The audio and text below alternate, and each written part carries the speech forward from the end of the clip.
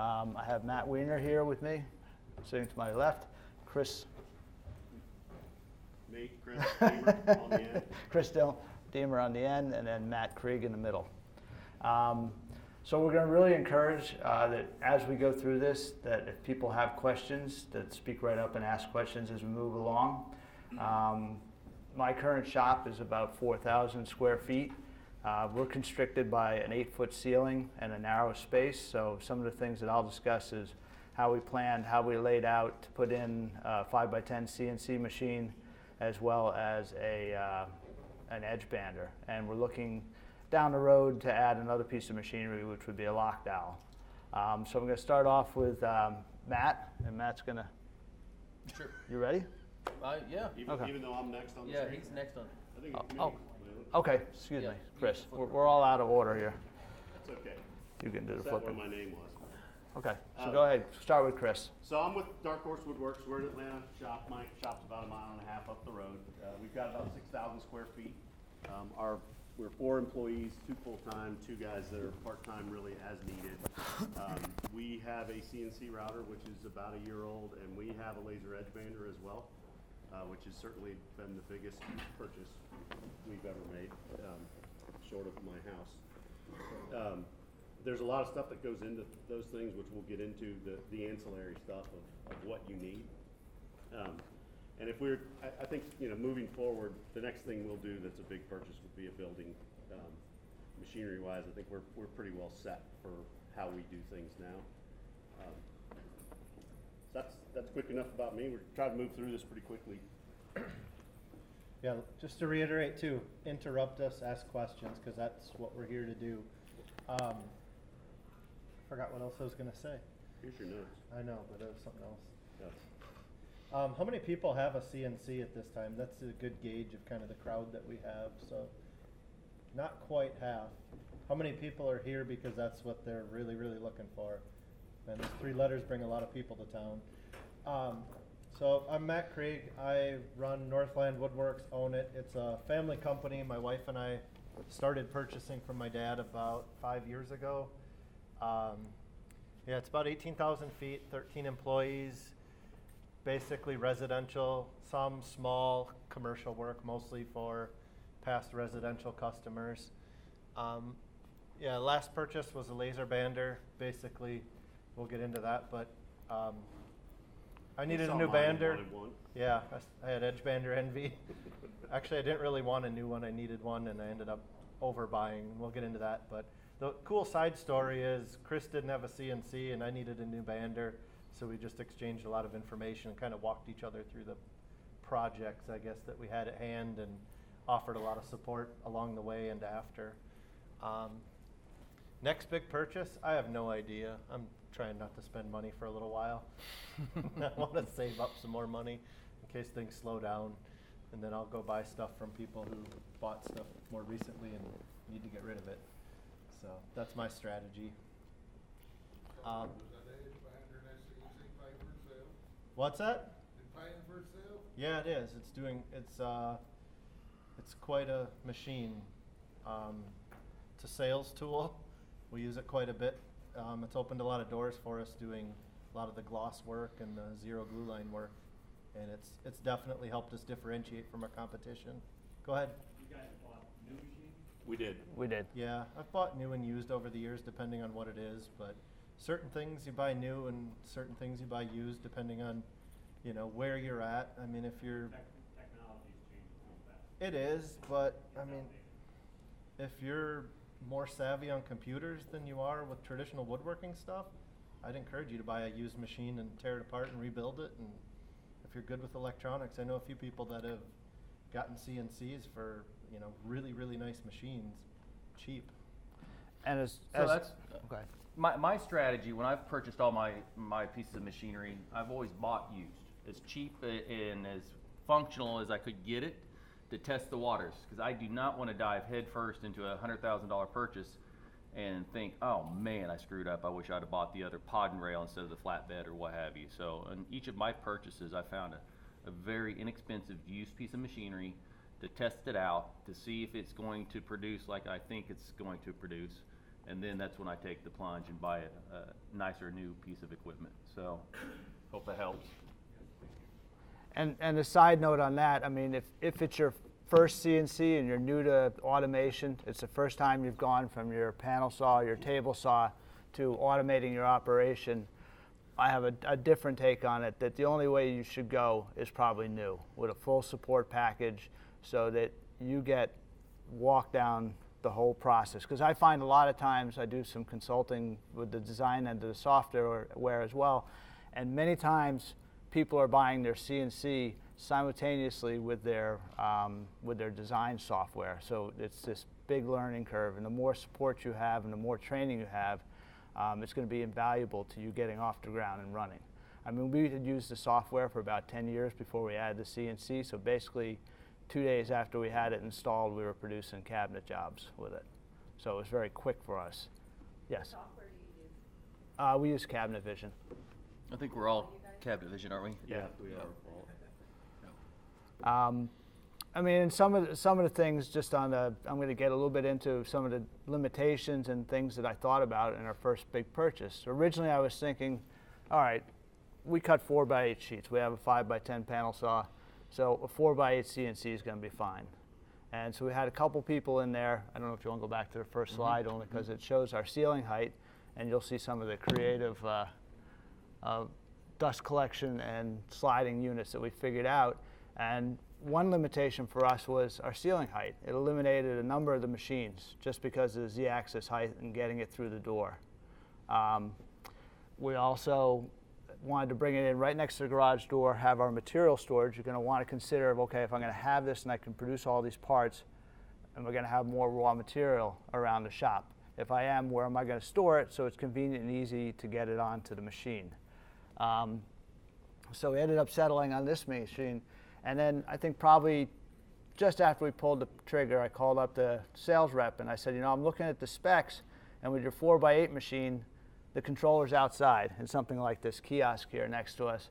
And the actual footprint and floor space that I needed for the 4x8 was equal to or maybe a little greater than when I went to the 5x10. And I will tell you, you want to buy the biggest machine you can, because you will find some way of using it. Once you wrap your head around how to do machining, and if you get into 3D work and 3D modeling, all of a sudden you're going to realize the sky's the limit. You're only limited by your imagination. You know, power, we were lucky. We have 600 amps coming into the building right next to the machine, so power was an easy thing for me. Dust collection, we come right down the center of 28 feet with a 12-inch line, so that was fairly easy. Height-wise, I didn't have room for a ball joint, which made it, I needed even more of a compact machine because I didn't have room for that rotating ball joint that they have on a lot of the machines out here. So we ended up using a mud bucket, you know, sheetrock compound, cutting the bottom out of it, putting a sliding door track in the ceiling, and the hose goes through that. And I think we replaced the wheels on the rollers probably about every 2 years. They just crumble and fall off. But other than that, in 11 years, I've replaced the bucket once. So, I mean, it's just one of those things that worked. But you're going to want to consider, you know, do I have this, you know, if I get this CNC, I'm 2 feet from the ceiling, am I going to have room to put all the infrastructure as far as my dust collection goes? And you don't want it binding up. You want that machine to be free to move around your whole 5x10 table. Another big thing was, I was never really considered, was air. You know, everything we have in the shop is 3/4 inch copper air lines, spraying, you know, it's never a problem, plenty of air. This has a 1-inch air line going into it. So that was another thing that was a little bit of a surprise, that we were going to be right on the cusp of what our air compressor can handle. And as punishment for that, I get to listen to that thing hammer away now for 10 years, that we can't quite keep up with the air consumption that we currently have. So eventually we'll get a nice rotary compressor in there. But these are the many things that you're going to want to take into account. What's it going to cost me to get electricity there? What's it going to take to get the machine in the door? Physically, we actually ended up taking the header out of our garage door to get it slid under. And we literally pushed it through almost on the ground to get it in the door. But they also told me stories of taking machines apart and carrying them into the elevator part by part, taking them up 3 floors and then reassembling them on a factory floor. So It doesn't matter where you, how, yeah. sorry. Go ahead. It doesn't matter how big or small your shop is. There's going to be a limitation. Like I said, we've got about 18,000 feet, and we've got ceiling's taller than this, and we still fight for space. It's universal, and it's something you just have to deal with. And I think the more creative you can get, the better. I would encourage you to try to get out and see shop solutions. And the one thing nobody ever looks at when they're looking at these machines in the booth, take a picture of their dust collection setup and take a picture of the manifold on there. A lot of that stuff doesn't come with the machine. And this machine shows up and you're shocked. You're like, holy cow, here it is. How am I going to pay for it? I got to learn this. I got to keep doing all the stuff that I was so busy doing that led me to this machine. And then you're figuring out all this other stuff on the fly. And it's not always stuff you can just go to Home Depot and get. So it's take pictures of the dust collection, take pictures of how these guys have their compressed air running. Really pay attention to that and drill down into the details. It's really easy to be looking at these machines. You don't know what you don't know. You're trying to figure stuff out. Let's try to stick to the format here. Let's let Matt introduce himself before we give the whole presentation. I'm Matt Wehner, Southwest Missouri, kind of smack dab in the middle of the states. I've got about just under 30,000 square feet under roof. Right now I've got 33 employees. This is a couple weeks old. We are primarily high-end residential. Just started getting into some frameless, some Euro case work, but mainly it's framed. Just got into closets too. If you're a custom cabinet shop and you've got CNC and edge banding capability, and you haven't thought about closets, really need to think about doing it. Do research on your market, but it is very profitable. Last big purchase was an enclosed spray booth with a 1 million BTU heat makeup unit on it. The reason why we purchased it is we, again, bought a cheap open face spray booth to the far right. It's kind of hard to see, but that guy right there is an open face spray booth right here. This whole thing right here is my enclosed. I've got the intake coming in through the roof. It superheats it, comes in, flows through, and then back out the roof. That whole room's dedicated to finishing, as you can tell. We were having issues with our top coats. No matter how well you clean that room, and it was a task too to clean that whole room, but when you kicked on that exhaust fan and you start spraying, all that particulate just falls right in that finish, and we're having refinish after refinish after refinish. And that's what prompted us to buy the big enclosed spray booth so that we don't have that issue anymore.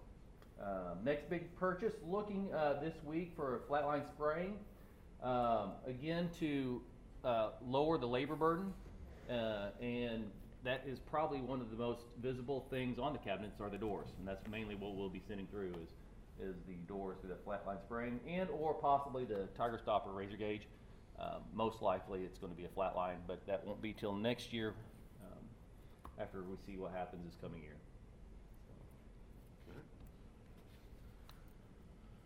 All right, so things we're going to talk about today. We're going to sort of go through how we came to our decisions, the processes. We're going to go through negotiating, basically what's up on the screen. There's a whole lot of stuff that you just don't think about. For me with our edge bander, it's like, oh, it's $160,000. That's a whole lot of money. Well, it was $220 by the time we upgraded compressed air and dust collection and power and everything else. And that's not something you're thinking about walking the show floor. And they're certainly not telling you that you're going to have to, to make sure. I mean, we needed 30 horsepower of compressed air to run our edge bander, and it's a lot of air. And we needed a 2-inch circular line around the shop. I mean, just make sure that you get big picture thoughts as you're going through this process. And with our last big one with the CNC, it was, what do I really need? Do I really need a push-off table? And for our shop, we're not a production shop, so I don't need a lot of the higher end, higher speed, high this, high that. Yeah, it'd be nice, but it's really not necessary for us. So anyway, just want to kind of give you an idea of how we're gonna do it, and encourage you all to ask questions. We all have different, with the exception of our edge banders, we all have different equipment, and we all have different ideas on how we got to our point. So I'll with the negotiation there, in the process of now considering adding lock dowel to my business, and my business, like everybody else's, has slowly evolved. We were for 25 years, a face frame, inset, 5-quarter door, pre-finished maple interior, a lot of times primed, with a stained grade island. That was our bread and butter for a long time. Are you in? I'm going out of order. That's Yeah. all right. So He's on the. as we've gone through that process, we added a closet line, which now we can use our CNC to cut parts for other people. We started cutting closet parts. We actually branded our own closet company, Paul and Closet Company. Added a bander that could do 3 mil. Again, I was at 28 feet, and the sensible place at that time was to run left to right across my shop. So 28 foot. I wanted buffing, scraping. You know how big those edge banders are out there. So it was a matter of finding a bander that would do the scraping, quarter rounding, everything I wanted in about an 8-foot footprint. We have that machine, and now I'm considering adding the lock dowel just to make our business more process driven, where I can teach a process rather than having to teach a cabinet maker. So in looking at all these lock dowel machines now for a year, we had different reasons that we didn't pull the trigger on it. One thing I noticed in the process of getting ready to buy that machine last fall is I had contacted a couple leasing companies. And I've always gone at it that I've called up a leasing company, or we self-financed, and they gave me a price, and I was like, all right, and I left it alone. Well, I didn't, and I had 2 different leasing companies give me pricing. And after about 2 months, it was to the tune of $150 a month was how much that price dropped on my lease payments over 5 years. So when it comes to, what's that? That I didn't pull the trigger, that they wanted my business. So just even when you lease it, lease your machines, that number they give you up front is negotiable. And that was how negotiable it was a big surprise to me. So something, as you shop, financing is obviously going to be in the mix for most of you when you're buying this machine, so certainly shop that as much as you shop your machine. With how we purchased ours, I've always had the rule of thumb to get at least 2 quotes. Always have a good relationship with your bank. That's where I always go first. I know they're always going to shoot me the best price, and then the leasing company from the manufacturer will always give you a price too and try to win their business. I never share information. I think that's unethical to say, hey, well, can you beat this price? But I always give them their best shot. If they put their best foot forward, my local bank that I bank with for 10 years now have always came through and gave us a lower price on the negotiating financing. Yeah, I just wanted to touch on taking your time too. It's really easy to get caught up in things down here and feel this rush, like I got to get it ordered, and they're telling you down on the floor, we've only got 4 of these left, and they're all selling, so you better do it now. The problem is you don't know what you don't know, and you're going to make a decision based upon just pressure. Take the pressure off yourself and just relax a little bit. Take your time. Ask them for some people to call, and call up some of their references and say, hey, what do you wish you had on the machine that you didn't get? Absolutely. That's the biggest thing. I know in 2003 when we bought our last big CNC, we were sitting in training and talking about what we had and did not have on our machines, and half the class was like, that exists? What are you talking about? That was when onboard tool touch-offs were a big deal. They were new, and nobody even knew about them. Everybody bought machines at the show, came back, and they're like, yeah, well, we're trying to win the business. It's kind of that low bid thing. We're trying to win your business with the lowest, fastest CNC, and so we're not going to tell you about this because it's going to cost you a couple grand extra, and it might cost us the sale. So, I don't think they do it on purpose. It's just like when you're competitive bidding cabinets. You're trying to get the job and trying to figure out a way to get that price in line with the job. Yep. Next. Or go backwards. Go backwards one. 2 Requirements. or 3.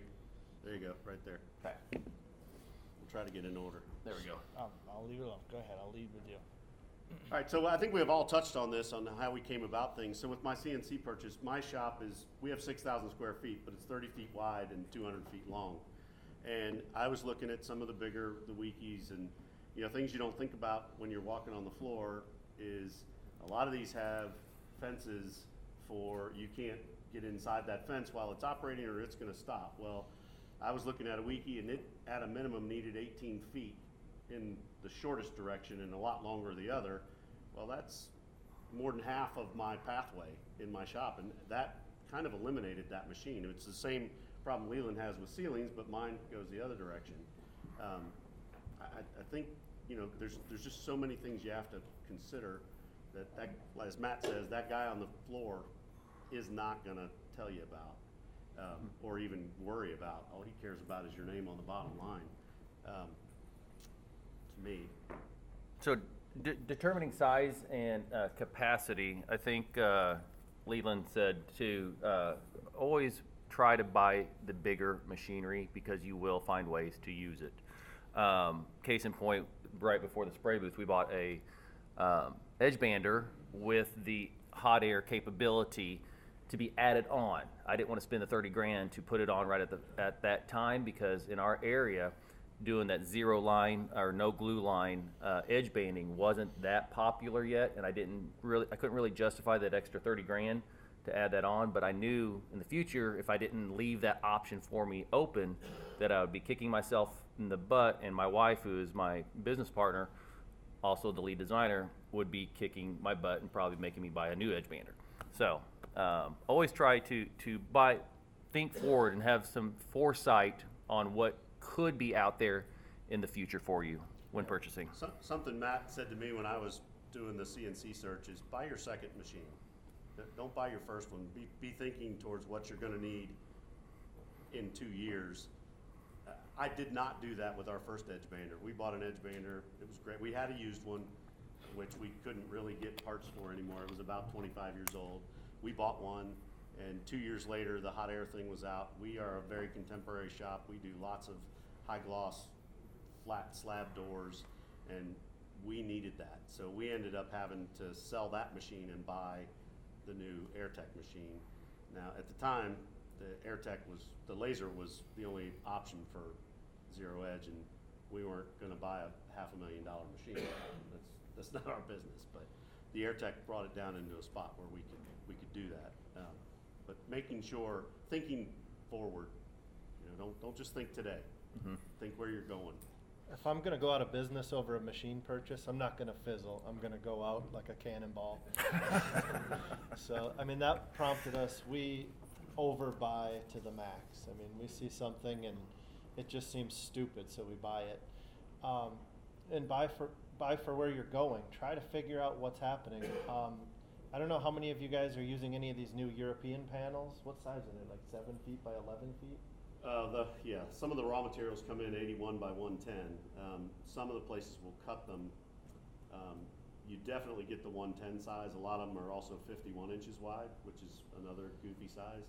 We bought a 5 by 10 CNC because we use a lot of these panels that are 51 by 110. And at the ridiculous per square foot that you're paying, I didn't want to throw away, 5 square feet of every panel. I wanted to be able to use it all.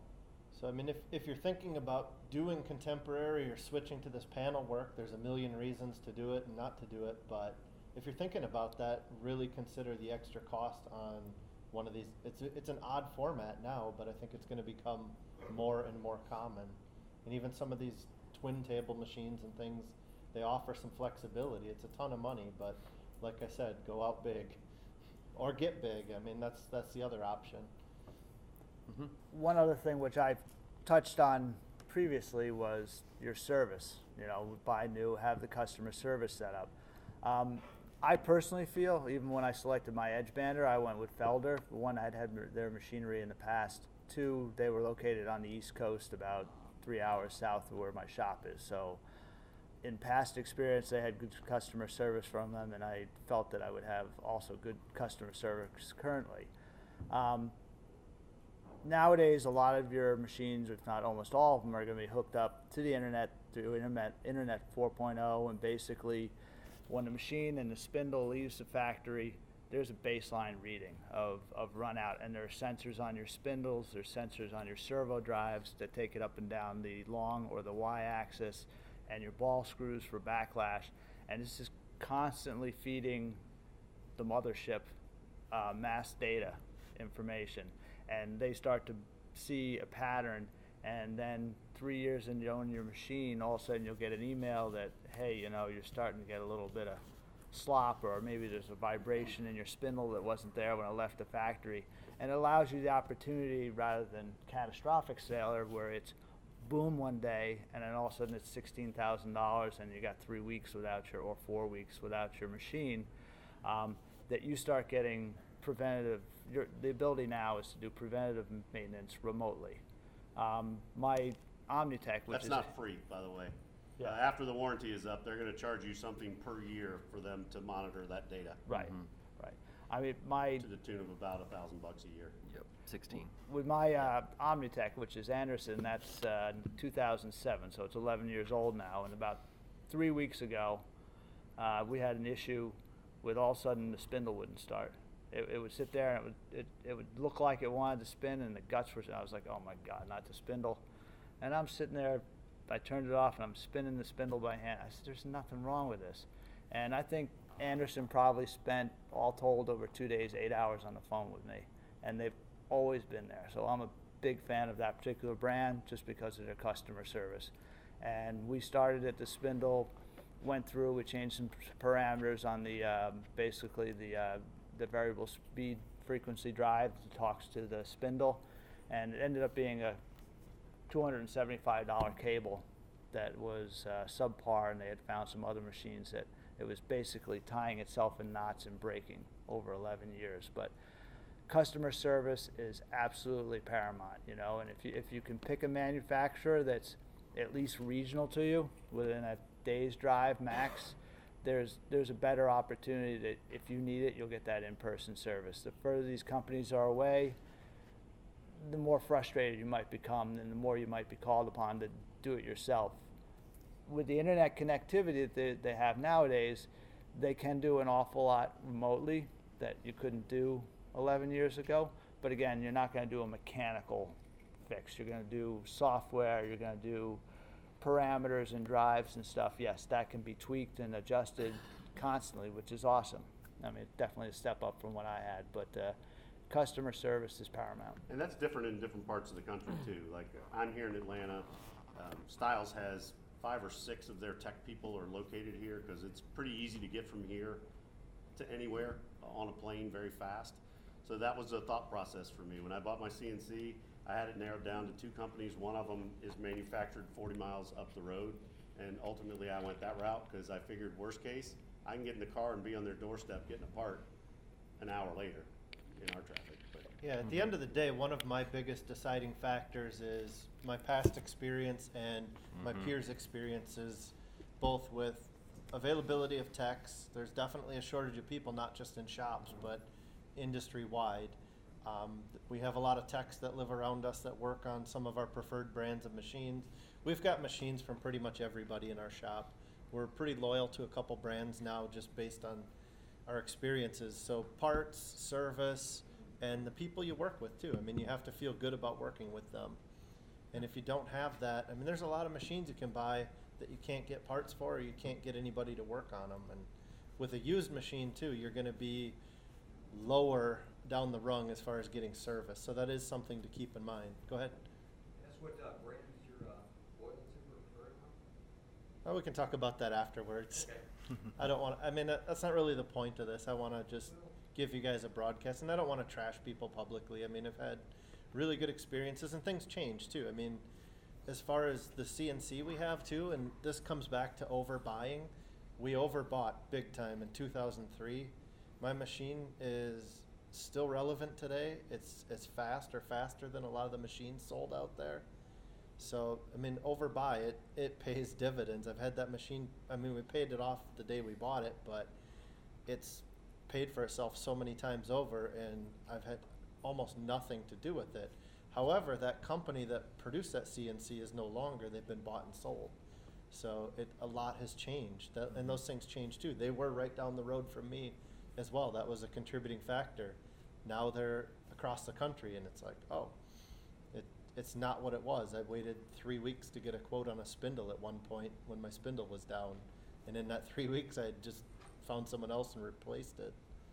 So, I mean, and the companies, they change. I mean, they get bought and sold. So it's just like a car dealership by your house. I mean, could be under new management and ownership tomorrow. And they're different in different parts of the country too, where I might have a really good reason for something, Leland likes a company. We have a friend that's in British Columbia, and they have the same stuff and can't get service for it. Right. Because there's no one nearby. And so it's, you gotta research your area and what's available there. If you have friends in the industry that are in your area, have machines, talk to them, see what their experiences were, because it could be vastly different than what any of us could tell you, because all we know is what we know. Yeah, we found that techs from Georgia don't like to come to Minneapolis, Minnesota in February for some reason. So, I mean, it's just some weird stuff, but it all plays into our decision making. Okay, next are the requirements. I think we touched on a lot about this already. I think the big thing is, like on the CNCs, is the tooling, knowing which tooling you're going to purchase if you're not familiar with that. So if you don't have a tool manufacturer that you go to, definitely ask some peers. Is anybody that's looking to buy a CNC got their heart set on a feed rate? Because has anybody been told that this CNC cuts at this many inches per minute? No? Have you done much research, or are you coming in here for the ones who were shopping? You kind of got an idea what you're looking at, or are you just wandering the floor? I mean, that 2 years ago is when I picked my CNC, and I wandered the floor, and I'd never heard of Cam Master is what I bought. I'd never heard of them. They're 40 minutes from me. And it's worked out for me, but whatever. I mean, there are lots of options out here. You gotta look into it. And then as soon as it went to Matt's point, once you make the decision, then it's crap. Now I gotta buy tools, and I gotta buy tool holders, and what do I need to buy? Now I was a little ahead of that just based on what we had previously been doing, but I didn't Tool know holders, collets, toolbox, extra tools, and extra tools for your extra tools. And storage for it, and then you have sharpening costs, and it all adds up. Well, you can sharpen some. It's debatable. The point is, I guess, as far as the feed rate, if you go talk to some guys down there, they're going to start bragging on feed rate. Ask them if their CNC company makes the tools that they're cutting with. It's a nonsense thing. It's like 0 to 60 in your car. Who cares? They like to talk about rapid rates too, which is just how fast the it whips around the traversing. table doing nothing, and it'll save you time, but It's not worth buying from a company that doesn't fit your other parameters. My point is, we cut out with a 3/8 diameter bit because it saves material. I can put a 1/2 inch bit in, and I can run twice as fast. But it doesn't matter because I have time to unload parts and process parts. I'm doing other things. Now, if I were a super high production shop, I'd be like, okay, I got to run 300 sheets a day, and this is going to get me 30 more sheets. Then it's relevant. But I mean, I don't know. I mean, my best day, I'm probably running 40, 50 sheets across it. And that's cooking, and that's just go, go, go. Mm-hmm. Everything's working. All my nests are perfect. Tools are on. which Nothing's that always breaking. happens, right? Every day. I live in a perfect world, guys. Nothing breaks. There's no duct tape on our machines anywhere. Everybody shows up every day. Does anybody have any questions on the requirements? That's kind of a biggie. It's a huge one, and it's super easy to overlook, as I've done a few times. How did you guys figure out the requirements, like the tooling that you needed, just based on what you're making?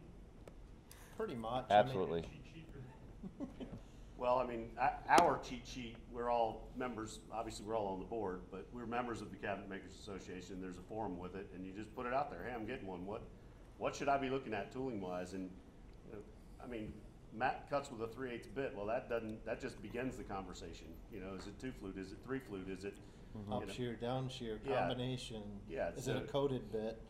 We can geek out about this stuff. Yeah. And who Which we're makes going to them? try to stop them from doing, because they will. But Yeah, it'll happen. Most people, in either tooling companies or CNC companies, will get you a starter package, and it's usually like 2 of each thing. If you stop at any of the big tooling companies, I don't know, Vortex is one, Arrow, there's a bunch of them.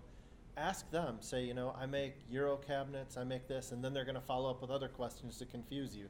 Do you have a drill block on your machine, which is just a fancy word for line boring on your machine? Are you doweling? Then are you doing 8 or 10 millimeter dowels? Are you using any of these funky new connectors? All that stuff is going to play into your tooling. But for cutout, if you're doing dados, most people do like a 1/2 inch down shear. You're going to need a 1/4 inch if you're doing backs. If you're doing the European material, you need 8 millimeter bits. Well, they're harder to find, so it's all of that stuff. And then you got to find somebody who has bits that you like, and they always have them in stock, either locally or they can get them to you quickly. Anything else? Talk about the insurance part of requirements. What's insurance? Yeah. So, yeah. Definitely want to get, it usually doesn't raise your rates too much, but you want to get with your insurance company and see what it's going to cost to add that to your policy. It's definitely gonna cost something. Yeah. It's not going to be free. Do you go with like the retail replacement value? Or Absolutely, every Yes. time. Yeah, because when you're down and out, you don't need to be coming up with more money to try to figure out. You don't want. If you had a fire, God forbid, the last thing you wanna do is have to come up with 50% more on all the machinery. Let your You've already got problems. leave the depreciation to your accountant. Is what I say. You just don't need that hassle. You want to be able to just get that shiny new machine and get rocking and rolling again. And it's not that bad. The insurance isn't too terrible. And the other thing too, I mean, we had a spindle that grenaded on our machine, and that was $20,000. It was really poor timing too. So then we had to hire another shop to cut our parts for about 2 weeks. And our insurance company actually covered it. Make sure you have catastrophic damage. There's some special stuff. Ask, you know, do you have things if a big machine goes down? My insurance claim actually covered the cost to have stuff cut out and shipped by another shop. I mean, it's little stuff, and that's what you learn kind of talking to peers is you don't know what you don't know, and the only way to find out is from somebody who's suffered through it. You know, Yep. we've had members that have had floods and fires, and luckily they've been well insured, and then we've had people that didn't have good insurance. And I mean, there's even some tricks to that too. You lose equipment that you owe money on. You might not want to tell the people that you owe the money to. You might want to just pay it off quick. Especially if you only have a couple payments left, because that can put you in a tough spot too. The guy that had that isn't here, so I can't ask him what it was. But I remember he made 2 months payments on machines that literally melted down in a fire. Just because it made more sense than telling the leasing company that those machines didn't exist anymore. Because he would have been accountable for the machines. They could have made him buy new machines to have back on their lease, and he wasn't going to buy that particular machine again. He was going to get something else once it was paid off and sold, or leased, I guess, sent back. Yep. So, and definitely have a good relationship with your insurance agent too. Definitely shop them, but definitely hold them close. They will be there in a catastrophic event to help you out. Yeah, I mean, on the note of insurance too, I mean, find out who's insuring that machine from the factory on the truck. Is the trucking company doing it? Is the machine company doing it? And then when that rigging company comes, do they have a certificate of insurance? Are they insured high enough? Are you going to unload it yourself? If that thing belly flops in the parking lot, whose problem is it? We had an incident unloading our edge bander, which I think is on a further slide, where some stuff got damaged and the trucker and the rigging company were fighting about it. And I just went inside, and we have cameras everywhere, thank God. Went in, watched it, came out and said, well, here's what happened, guys. And they, you know, as soon as I said that, they knew I knew exactly what happened. And I called the boss at the rigging company, told him what happened, and he basically called me a liar. And I said, well, hang on, did you get the email I just sent you? That's the video of what happened. And he said, how much is it? So it's, I don't know, I'm a big fan of cameras in and out of a shop, especially when you get these big machines. You start having hiccups and things. A few $100 camera system from Amazon or Costco, it saves you a lot of sleepless nights wondering what's happening, or you know, if some guy is always turning a feed rate up or doing something, or a particular cut is sending parts flying off the CNC, you know why. Even remote monitoring. You know, my CNC's in a different 2 walls down from where my shop is, and sometimes on Saturday I'll have something that's going to take a while to machine, or even sheet goods, and I'll go in and do a little drawing, and I'll sit there on the camera, see the machine's operating all right, and sort of just jog back and forth between my office and the CNC. Because the beauty is when you get into automated manufacturing and you get comfortable with it, you can truly walk away and leave it. I mean, there's some 3D work and really custom CNC work that I wouldn't walk away, and I'd make sure it's working as it should. But cutting sheet goods, I mean, it truly is automated. Anything more on negotiation? Get it in writing. I had That's the wrong machine huge. show up once. I was gonna go back to requirements, Sure, the I'm software sorry. thing. We didn't really, we didn't talk about software much. I mean, it's a big learning curve to go from we use Cabinet Vision. We've used it since we were pushing stuff across the table saw. There's a tremendous learning curve between that drawing's good enough for a guy to know, well, we cut all these parts at 23.5 inches. Whatever you tell that CNC through that piece of software, that's what it's doing. And it's not gonna know that, oh, that's not right, we need to adjust. So there's a huge learning curve. I know Leland and I both had the software kind of in hand before we went to CNC. We had been outsourcing someone else cutting our parts on CNC, but we did all the drawings and just sent them the files that cut it. So we were way ahead of the curve as far as that goes. But it's a big learning curve, and it's something you need to consider, and that software ain't cheap to get it to be able to run your CNC. So you need to have that in mind. That's another ancillary cost that's coming to really take advantage of it. Yeah, I mean, that can be 20% of the cost of the whole purchase if it, in the case of a CNC. If you're not using software, do that before you get the CNC and do yourself a favor. Yeah. I watched Chris go from not having a CNC to being up and running in. We were 8 days, we were running full production from the moment it arrived. And we'd probably been faster, except we were in line for the implementation of our software to that machine through the software manufacturer. Oh yeah, implementation. That's Yeah, a thing. That's another $15. It's another $3,000 if they come out. Somebody has to make your software communicate with this machine in that case, and And it's they've done time it and money. they've done it hundreds of times, but they're going to bill you like you're the first guy that ever had that machine. You think custom work's expensive? Get an Yeah. integration done. Yeah. And they typically will come out if you've not done anything before. So for us, when we bought the software the first time, to be able to use it on the shop 2 doors down, you know, they came out, they were there for 2 days, and we paid travel and hotel and his rate, which, God, I wish I made that much money an hour. The second time, it was all just done over the phone. And it was a half a day, but it was still $1,800 to implement, which it's. And every time you buy a new machine, it's a That's new right. implementation. Yeah, if I bought the same exact machine, they would want to charge me another $1,800 to implement it. Yep. And they all do the same thing. It's not, It's not one company over another. yeah, I mean, No. that's the practice that the Apparently, industry has. the companies talk to each other too, not just us talking about machines. But it is definitely, software is a huge thing to think about. You know, for me, I didn't use, and I still don't use AutoCAD, so some of the systems are AutoCAD based. So I eliminated them right away, because I don't know it and didn't know it, so I wanted to go a different route. Starting to think I maybe should learn it, but you know, we went the other route. I mean, we just eliminated half of them immediately. Oh, so ancillary equipment, you're gonna need. Question? Oh, sorry. Had you ever considered using the software from the manufacturer of the machine? Yeah. Well, that wasn't an option. It's not an option depending on the machine. I mean, I know one of them has their own thing. I mean, A couple of them do. Yeah, a couple of them do now. Wood CAD can. A lot of machines come with software nowadays. Yeah, but we were way ahead of the curve with Cabinet Vision. So, I mean, we had to buy the screen to machine portion to make that work, which is, I think that was $12,000 or something to get that.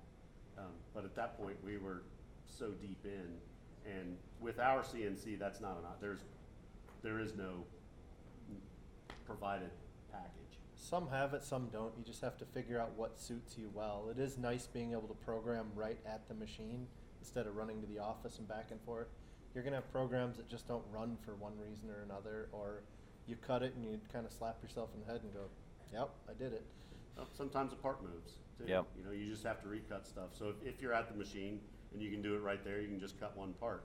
Where the way our process works, the guy says, hey, this didn't cut right, and then I gotta run up to the office and find that part in the room, just send that one part back down, and then they find a piece that it'll fit on. It's not perfect. If we had something right there, that would be better, but, yeah, it's a strong consideration.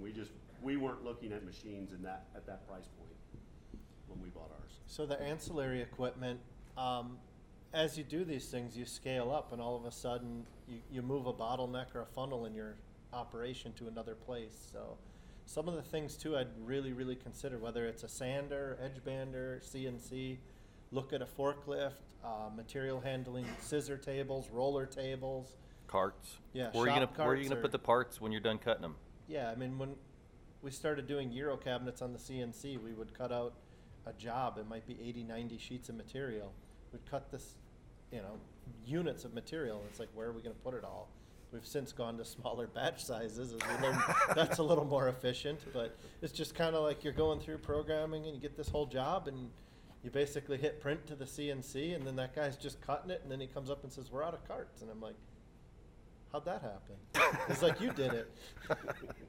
And on that point, I find very much so that, when we were really cranking, I'd have folders. I have it set up that I have the drawings, the CNC files, and I have a thumb drive right in a notebook with a picture of the job name, and that notebook follows the job through the shop.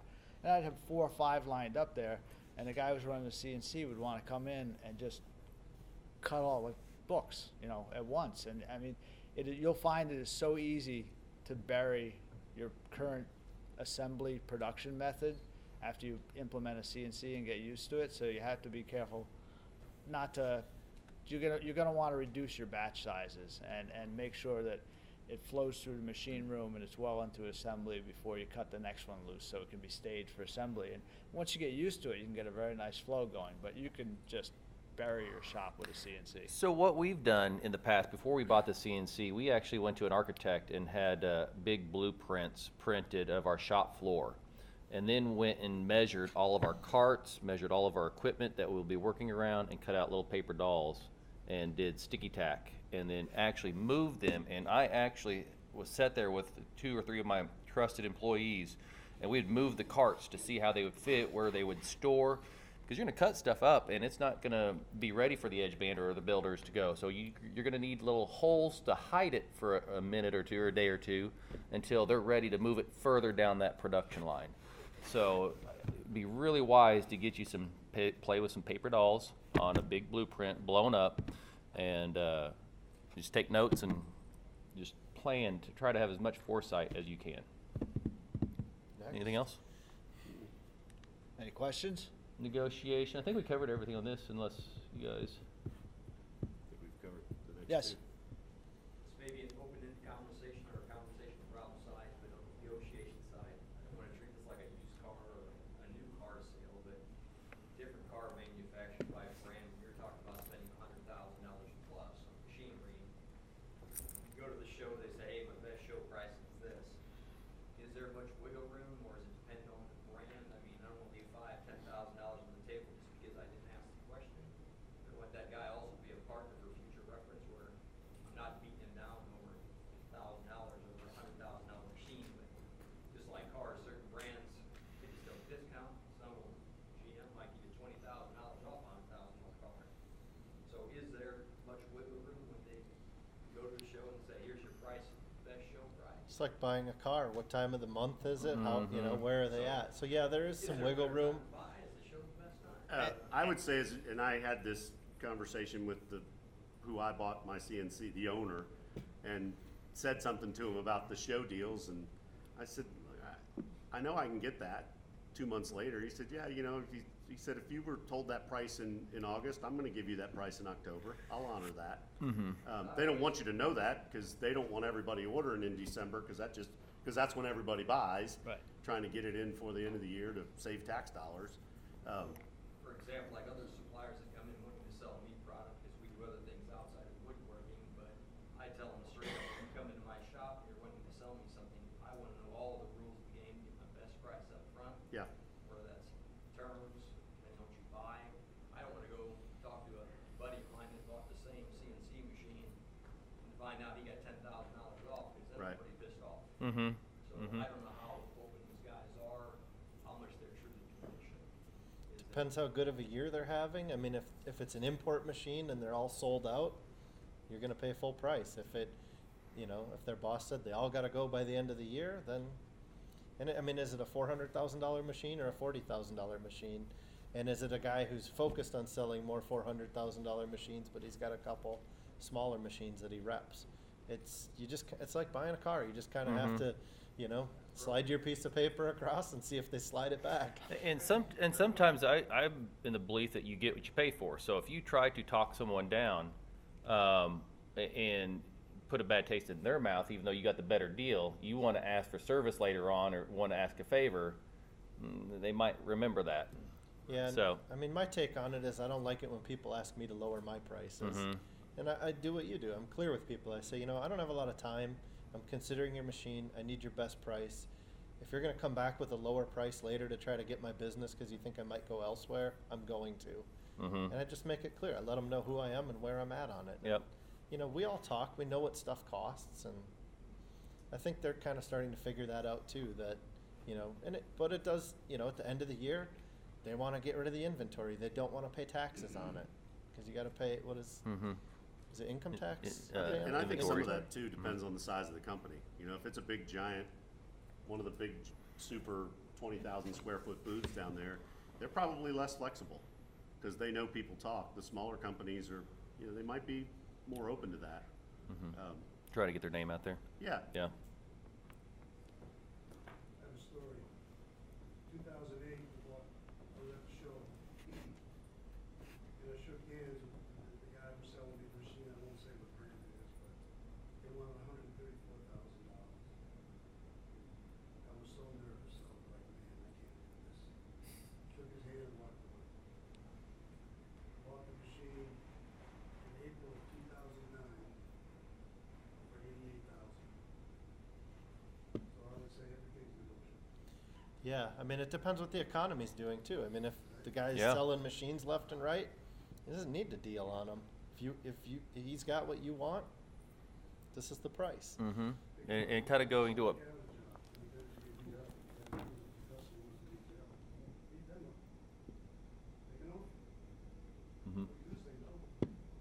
I mean, even to that point, the price of, if you look at any of the auction sites, it's pretty impressive to see where the price of used machinery is at. It's way up. So it's demand, so the prices are probably going to be higher this year than they were in 2008. Besides, machines are more technological than they were then. And we all know that we're at past that 10-year mark of an economy that's, since the last recession. So that recession's, within certainty is going to be just around the corner the next couple, who knows, 2, 3, 4 years. But when that happens, there's going to be a lot of good deals out there on some machinery, I bet. So if you can wait. Well, you have to decide too. Are you going to try to make a bunch of money now and sock it away and survive the next lull, or do you sock the money away and try to scoop up the deals when everybody's scared and running? Yep. Financing, paying cash, leases versus loan, section 179 deduction. Let's go there. You should. You want to take that? Matt's So got a bit of a financial background. So. I've got a little financial background. Paying cash, if you can do it, I fully believe. I bought my cabinet shop in November of 07. Thought, hey, I bought a 4-man cabinet shop, wanted to go out on my own, be an entrepreneur. Building cabinets can't be hard, right? Of course, we know what happened. 08, 09 hit, and there were several weeks and months that we went without paychecks, my wife and I. Ended up landing a big builder that his cabinet shop went out of business, and it carried us through the recession. But I don't want to ever be in that position again where I'm stressing about how we're going to make payroll that week. So if I can pay cash for it, I am paying cash for it right away because I hate owing money to anybody. The quicker I can get everything paid off, I'm going to be a happier man, less stressed. So that's kind of my take on paying cash. The lease versus the loan, you just have to go out there and run the numbers and find. Every machine shop that I know of that I've bought machinery on has had a leasing department call me. Hey, would you like to lease that machinery? At least I said, sure. Just give me a price. Give me your best price that you can, and I'm already got prices from my bank or interest rates from my bank, and shop it that way. I don't have a preference of lease versus leasing versus getting a loan. Do you guys have any? Yeah, I mean I do, but I let my accountant make that decision for me. We're close with him. We try to meet at least every other month, and I pay my accountant a lot of money, so I expect a lot back from him. And he basically tells me what's the most advantageous advantageous at the time. Is it a lease? Is it a loan? Leases used to be really cool that you could get into this machine, you could get it here and now. It was like buying it on a credit card, and then you had to pay it off later, and they had huge balloon payments. That's actually how we got our first CNC. The guy couldn't make the payment on it, so we did, and we took the machine. So we had a little point-to-point machine in the late 90s, and that was great for us, bad for him. The only other thing with the loans too is shop them. I mean, hopefully you have a really good relationship with 1 or 2 banks that you work with, and put it out for bid. See what their best offer is. Most of the time, a local bank that you have a relationship with is going to get you a better rate. They're looking at it as a longer term investment in your business, and if they can do that, they're basically buying your loyalty. The machine companies sometimes will negotiate a little harder because you give them more room to negotiate if you're going to finance through them. The Section 179 deduction, everybody know what that is? Anybody that doesn't know what it is. Okay, so basically what you can do is write off the whole ticket, the full amount. Even though you took a loan out of it and you're only making payments, you can write that or depreciate it in the first year. So if you bought a $100,000 piece of machinery, you made $200,000 that you've got to report to Uncle Sam. And it's in accounting, I don't know which line they put it on, but you can only then you can claim, write that $100,000 machinery purchase off, and show that you only made $100,000 instead of the $200,000. Nice. Otherwise, it's a 5-year depreciation, I think. Yeah, 5. It's and, nice. and they renew it every year. When you have an unexpectedly good year, so say you get that CNC and you go to that next level, and then you go, uh-oh. I don't know, it's just a reinvestment tool is all it really is. Yeah, but definitely check with your accountant. None of us are accountants up here, but you need to check with your accountant on which would be most advantageous on taking that depreciation all at once or spread it out over 5 to 7 years, 10 years, whatever would best suit you guys. I'm an advocate of paying cash too. If we were not fiscally conservative and we owed money, I wouldn't be sitting up here. I'd be probably back in someone else's shop right now. So it's important. A lot of the leveraged people by us went away really quickly. And I know a shop by us, the machine manufacturer, they quit making the payment. The machine manufacturer said, we can't even come pick it up. We're too busy and it's not worth it for us. Any questions on financing? Setting up.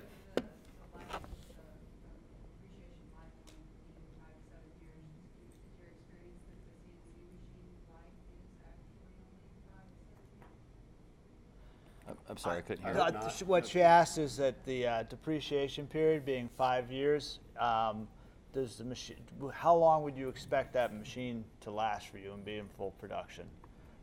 Mine's 11 years old and then easily has another 11 years in it. So it depends on the machine, how well you maintain it. Maintenance is huge. Maintenance is Huge. The bigger the machine you buy, the longer it will last. I know people that are running machines from the 80s that they've reworked them and put new computers in them. They used to feed perforated tape through them. But yeah, I mean, we bought an enormous overbuilt machine. It's basically a metalworking machine that is for wood, and that's 15 years old. The only thing we've really ever done is work on the spindle. Yep. But you get what you pay for too. I mean, there's some small build-it-yourself machines out there that have a router clamped on them. You're not going to get. You're going to get about the life of the router out of it. Yep. Setup. I think we've covered a little bit and touched on a little bit of that. For me, just the material handling. I mentioned that I'd had another shop that was doing all our cutting. He was also doing all our storing of materials. So when I ordered a unit of 3/4 inch plywood, it went to his shop and he pulled it off with his forklift and stored it until I sent files. Well, one thing that happened when I bought a new machine was, I gotta have room to store all this stuff now, because I'm sure he's not gonna store it for me. And I'm pretty sure he's not gonna wanna run down here with his forklift to give me my materials when I wanna run them. So that was another one of these ancillary support things. We had to buy a forklift. We had to buy more racking to make room for the storage. We had to move machines around so that I could turn the forklift and put it on the rack. So there's a lot of little things that that come in like that. And material handling for us was one of the big ones. But it was also a big plus for us because we used to get a pile of 40 sheets of material all cut into parts, and then we had to sort them to figure out what is this. So we needed a forklift to go from 4x8. Or we had a forklift. We needed a larger forklift to go from 4x8 to 5x10 sheets and 5x9s and all the other sizes. So right away we needed that. We needed more room around the machine. We built roller tables. So we run 2 spoil boards on our nested machine. We kick one off, pull it around, and unload it while the other one's running. So we have an enormous footprint around our machine. It takes up a ton of space. But for what we do, we feel it's worth it because it doubles our throughput. Connectivity. I think all machines now, even we purchased an edge bender last year that it was connected with a Cat5 cable, and it has came in handy once when it went down. Couldn't figure out what was wrong with it. Tech people got on, logged on real quick. It's like, oh, this parameter should be here. Changed it, back up and running. So be prepared to run a Cat5 cable out to the spot that you're going to land your new piece of machinery. We have a cable to pretty much every big machine we have, but we don't have it connected. Most guys just use a USB. That way there's no chance of getting a virus or anybody getting to your machine online. Some of the newer stuff, it is nice to have the online monitoring and you can firewall it, but it's just kind of nice to know that it's not going to have a bug. I mean, the whole office can be down and you're still cutting. And even with updates, I mean, I think the 2007, so the PC on the front of my machine is probably Windows XP, and it runs as nice as the day I put it on there, but the thing is it's never been on the internet. So it's never known to update, it's never known to change anything, and it works just fine. If you're online, you're dealing with the constant updates, which is good in some ways, but it also, in the case of that machine, it would really mess things up if I were to put it online. Mm-hmm. Another thing too is there's gonna be hiccups. You gotta stay positive. Everybody's got that naysayer guy who's like, I can cut faster than this machine and this and that. It's huge. Eventually that guy's gonna wear out, and what happens is that's also the guy who comes up to you and says, can you program me a rectangle? I need a new shelf. And you look at him and you're like, what? Because as soon as you get that machine up and running, everybody will forget how to do anything the way they're doing it now. No, that's a fact. You'll forget where the power switch is on your table saw. Yeah, it is. You will encounter some crazy stuff where you're just like, You'll spend an hour cutting, some 4-inch long cleat for a wall, programming that. When you get it done, you go, I could have cut this in 2 minutes on my table saw. and it's worse with employees too. Yeah. And Matt brings up an important point, and that's employee buy-in. You may be just, we're gonna automate, and you might be jacked.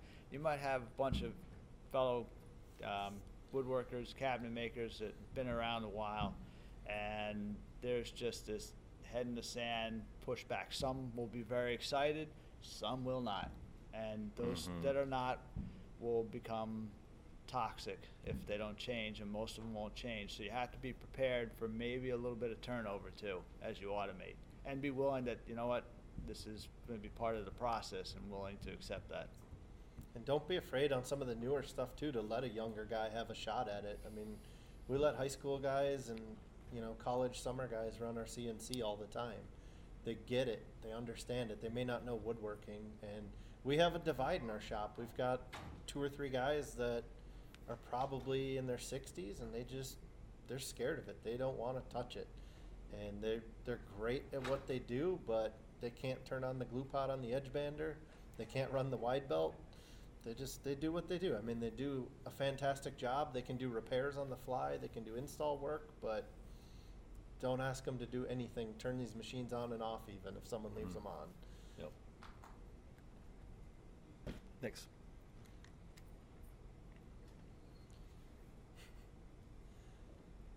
Process. Go ahead. I'm just going to say, you're here, you're getting advice. So I Yep. don't know if it's good advice or bad advice, but Include your team. We just touched on that. Prototype, I think that was part of the shop layout. As what you mean by prototyping is basically layout of where it's going to go in your shop, flow. Yeah, I mean, and even some of the bigger machine companies, if you're dealing with them, ask them if they'll help you with the layout. They've seen thousands of places.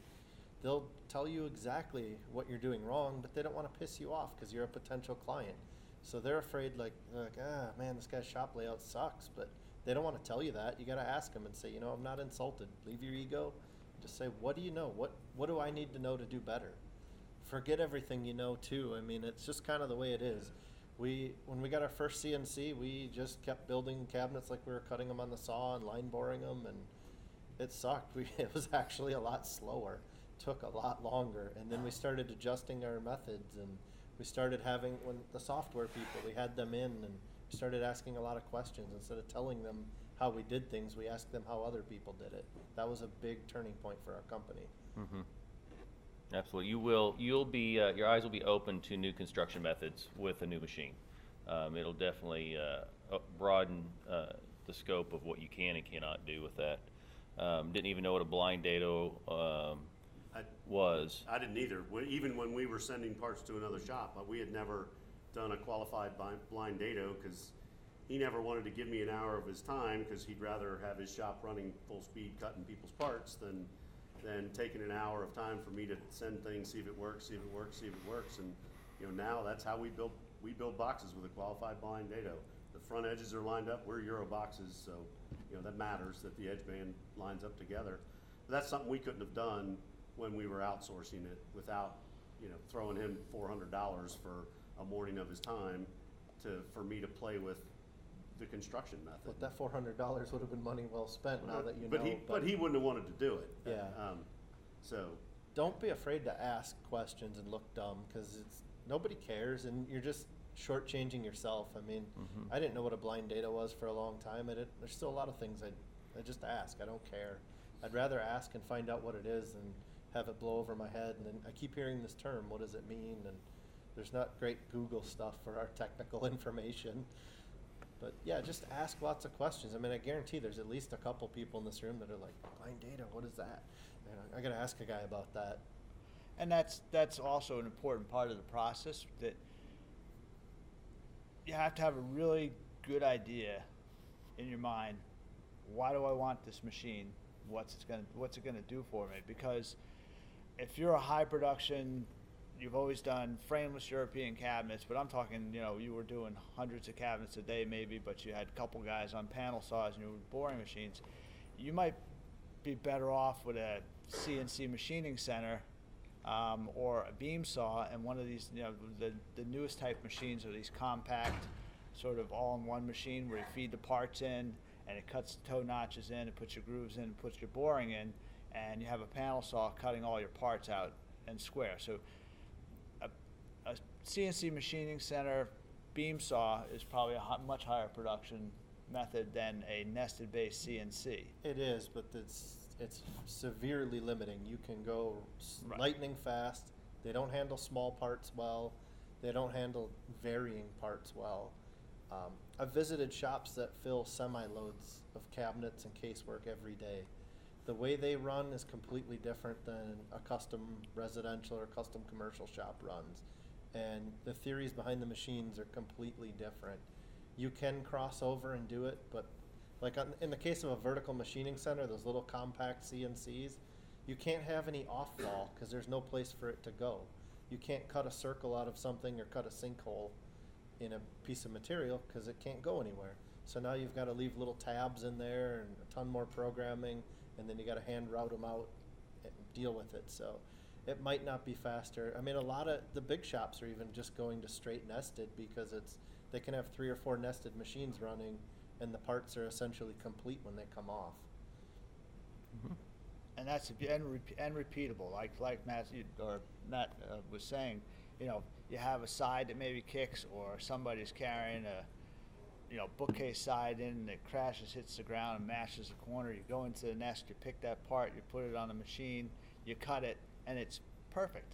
I mean, the beauty of it, you can sit there and run through a board full of complicated parts, and the second time, third time through, you'd never hear that router bit touch the board again. I mean, they're that accurate, and that's the beauty of it. When that part gets damaged, it's literally like that. And after a while, you'll go, oh, bother, I've got to take the tag and load that part onto a key and send it out to the machine.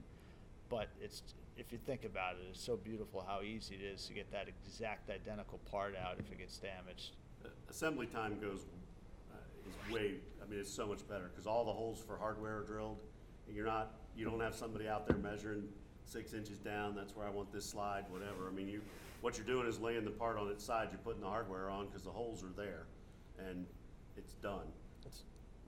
Yeah, it just creates all these moving targets in your shop. Our assembly guys are finished booth, constantly waiting for the rest of the shop and waiting for the front office to get more work out. So it is a cool thing, but it creates other problems. So we had to take some of our best guys out of the shop and bring them up front because they could draft the best, because they knew how things went together.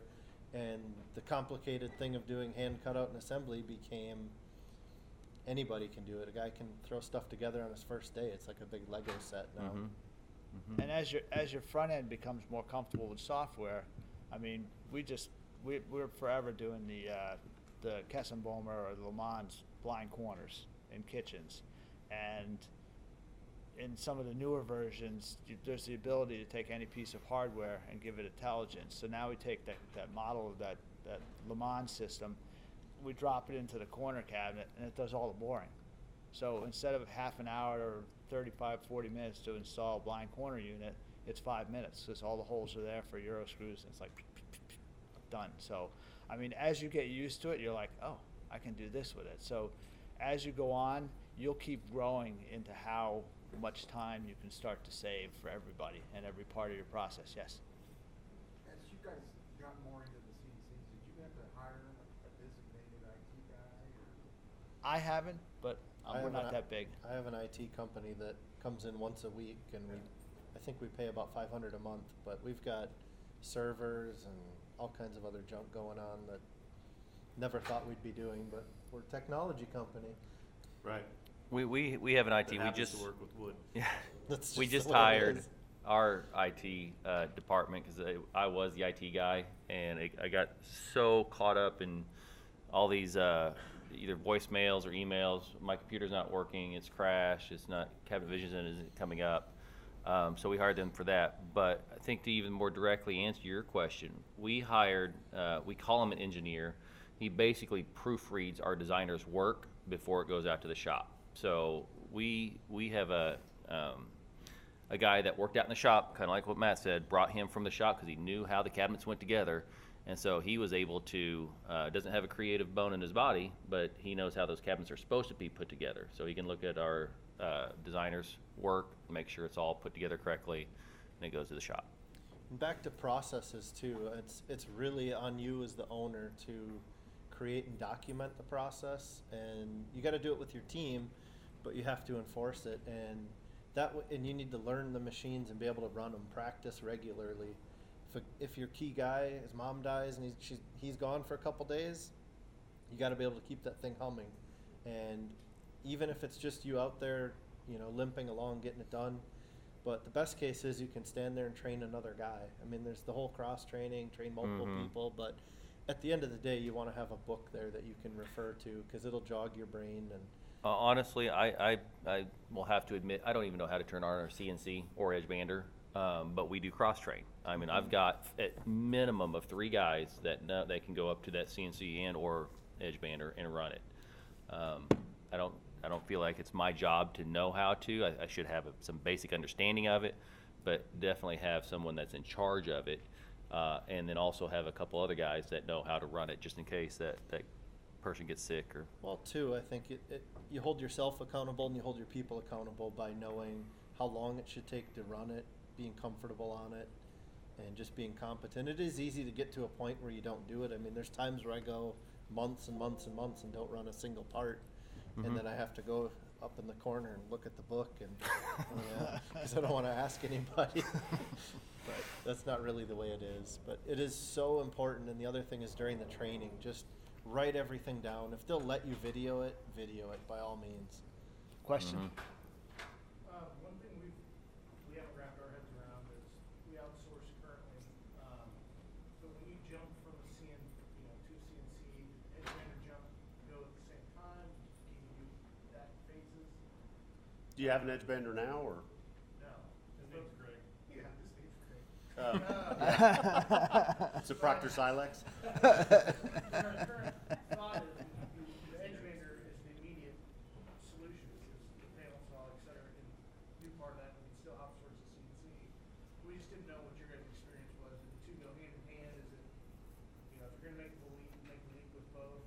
I think it depends on what how you build things. Are you a face frame shop or? Or you're a Then you're going to need a bander. You're going to need a bander. I mean, we bought our bander first, but that was because we outsourced CNC and we had that solution. And when we bought the bander, and then a year later, there was a big bottleneck when that pallet of parts came in, sorting through them, what got what edge band, and then you'd have to run them through the bander and sort them again for which part goes with which part.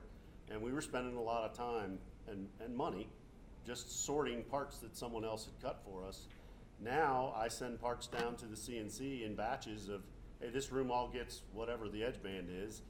They come off the CNC and they go through the edge bander and they go into a rack that has numbers on it, which are by numbers of cabinets, and the next guy can assemble them as soon as there's all the parts in the slot. We can produce so much more now than we ever could before with that, but we couldn't do it without the bander. I mean, if we were cutting the parts and then sending them off to get edge banded, it'd be really the same mess that we had. And you can always get a used bander. I just sold one for about $6,000. It was a 96. It did corners, or it did 3 mil, all the regular stuff. I actually bought it in 2013 just as a backup machine. We had it on a cart so we could pull it out when our big machine went down. But just get a little basic manual machine, get familiar with how the glue pot works, the rollers, the cutters, and that way when you get a big one, you can just walk right into it. And then all you're learning is the interface. You don't have to learn all the adjustments and all that. That's second nature. So I mean, I'd budget less than 10 grand for a good used one. Don't buy it out of like a giant commercial shop that's got 10 million hours on it. Find a little one-man shop that's retiring, or and try to find one where they'll take the time and show you how to run it. And I mean, they're not hard, but I mean, then you're only in it a few $1,000, and then put your money into the nice new CNC, get the training on that, and if it's cutting well. And on edge banders too, this goes back to that go big, go home. Buy as big and as crazy a one as you can afford to get. Get it with pre-mill. It's something that, I don't know if anybody has an edge bander with pre-mill. It's a game changer. Mm-hmm. Your CNC can be off a couple degrees. Your saw blade doesn't have to be perfect. If there's some tear out, doesn't matter.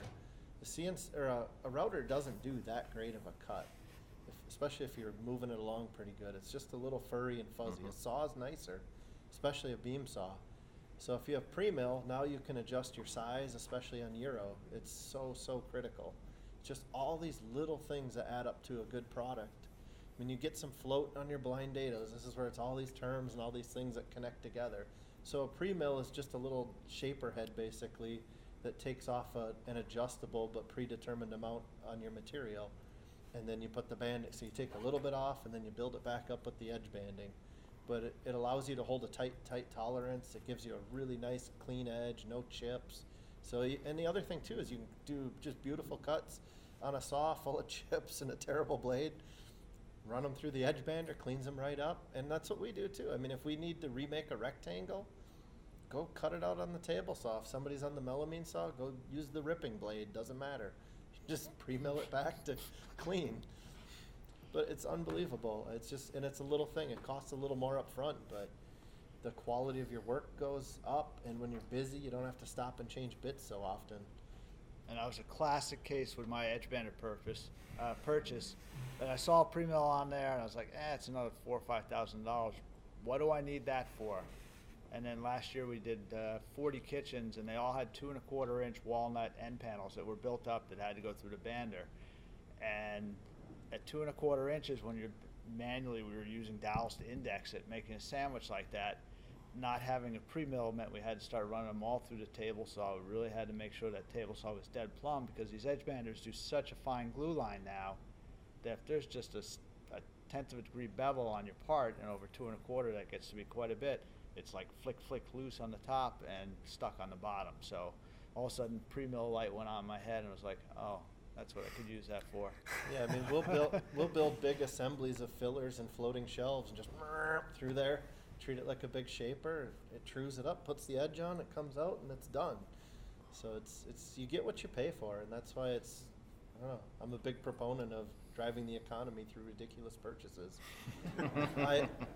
We bought and we've been talking about CNCs like crazy. Is anybody else here because they want to buy a sander? I'll blow your mind on that. sander here. Yeah, go big. Spend a lot of money. Buy a 3 or 4 or 5 head 53-inch machine. You'll thank me. And we have a friend that he passes, it's one of the buffeting sanders. That's what I have. Yeah, so between coats, their sanding between coats is done through one of those, and they're taking off 1,000. Thanks, guys. Yeah. Take care. They'll wait. Buy the plane. You need a corporate jet. No, we were going to buy a 43-inch sander. We had a boat anchor of a 37-inch 2-head old green sander. It worked. It was great. It was beautiful, but it was worn out. So I started shopping. I was looking for a 2-head 43 because then I could do 42-inch uppers and all that.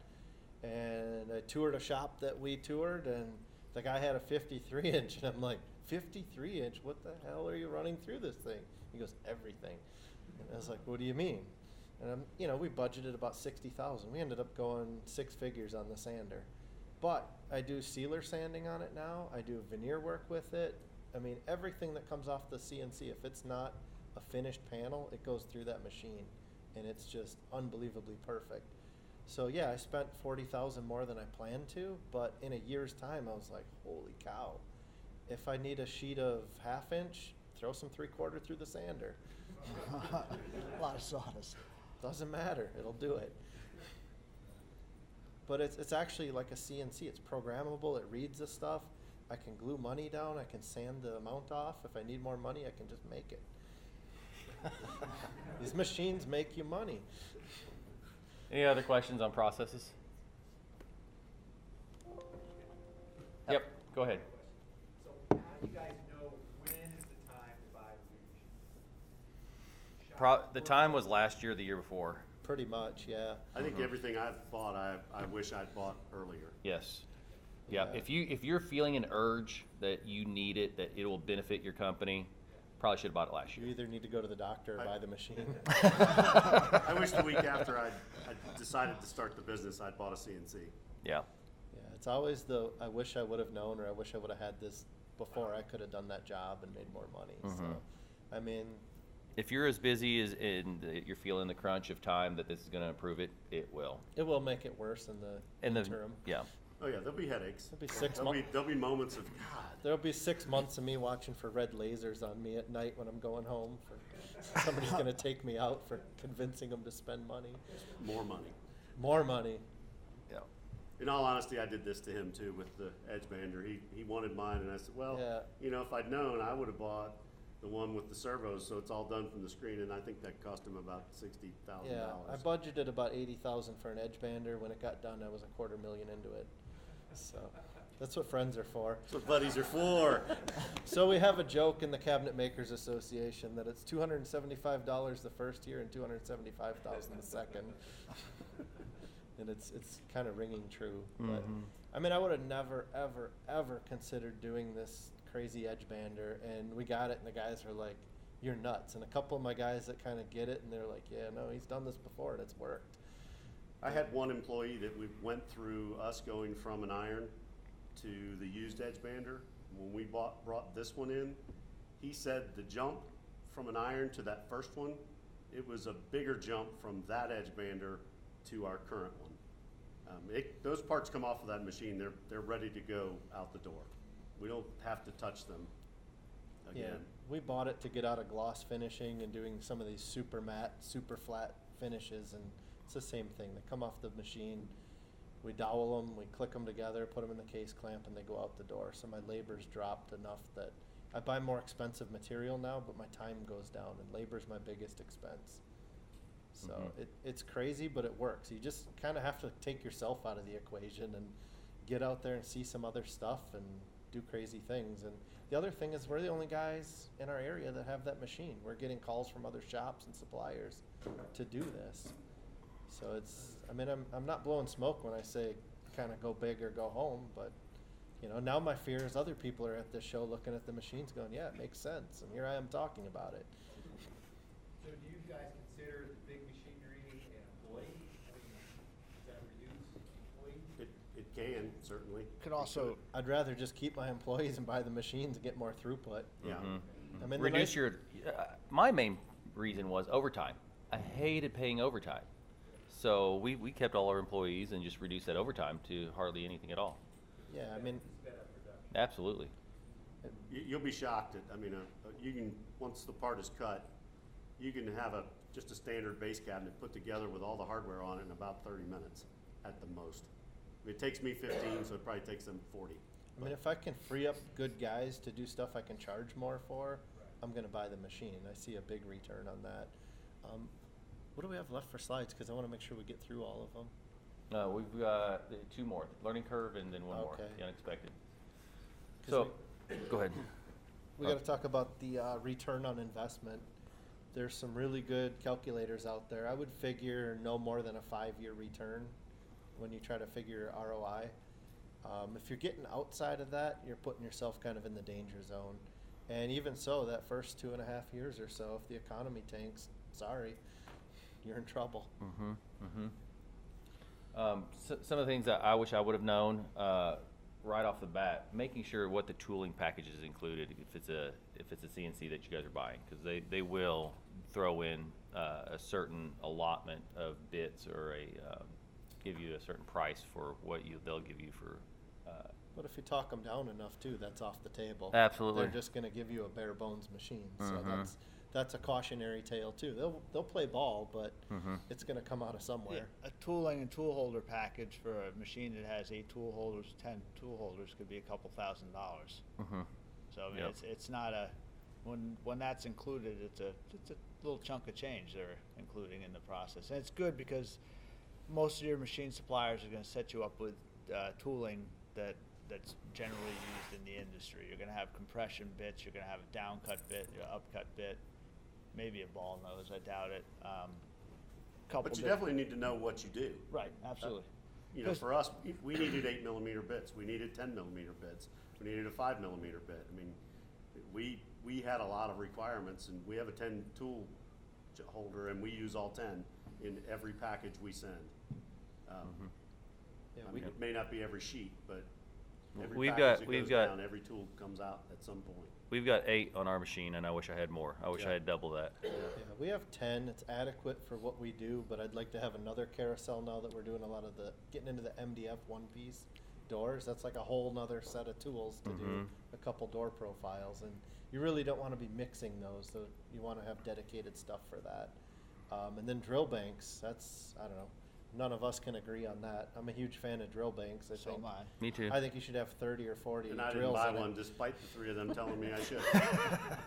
But yeah, if you start doing closets and you're going, you're actually better off just getting a big manual machine. You're faster, especially if you're just doing the same thing all the time. So, but I mean, I disagree. So we bought the CNC we run in 2003, and then I think it was 2014 we bought a dowel machine and a case clamp, and instantly our drill bank with 11 positions was too small. So if we do some closets, we need the 20mm bit for the little Rayfix connectors, and then we need a whole bunch of 10mm bits to drill the dowel holes efficiently because it's just a larger shelf hole. And so yeah, now we're going and it drives me crazy. So it's, again, I'm my own worst enemy too, but at the time 11 holes for shelf holes, and what do you put, 5 or 6 in a base cabinet? Why would you need more than 11? So it's tough. You need that crystal ball to know where you're going, and the only way to really get that's just talking to people that are doing things that are where you want to go. Right, and a lot of those, are all the drill banks set up as an L shape, or is yours a straight line? L's. Yeah. Yeah, you Most want of it on It's 2 usually axes. 5, yeah, the ones I've seen are 5 and 4. Right, mine's 5 and 4. Mine's 9, and you know, if depending on what material you're using, you know, even you all of a sudden you'll figure out where it's more important to have your line of 5mm bits for line boring. Generally, I have that in the Y-axis, and I'll keep my 10mm, my 35mm, a 20mm for Rayfix in my Z-axis, and a couple 8mm bits in there just for yucks and grins. I think one thing for sure, and we're 3 years into the Edge Bander, and this is the first year I had the manufacturer come out and do a preventive maintenance. We were starting to have some issues with some things, and you know, it led to 4 trips out there to fix what I thought was a little bit of an issue, and them getting the German manufacturers on the phone one morning for the Germans to figure out what the problem was. But that machine runs so good right now, from that guy going through and tweaking every setting and every scraper, and pointing out some things that I didn't even know. There was a little bit of a refresher. Getting to know these service guys, most of them will give you their cell number. Some won't, but they'll answer your questions too without having to go through the company and you're forking out the bill. But I would definitely say find out what the service plans they recommend are and budget for it. It is well worth their time in there, and back to it may eliminate a catastrophic problem. And it may get you 5, 10 more, 20 more years out of a machine. I mean, we treat it like the oil change. It's just part of the cost of doing business. And another thing too, with the techs, we treat them like gold because they are. I had a foreman that worked for us that cussed out a guy, that German dude working on our edge bander, thought he was taking too long, and so that guy said, I'm not coming back here anymore. So guess what? We paid for the beam saw guy to learn on our edge bander on the phone with a different guy the next time we had an issue.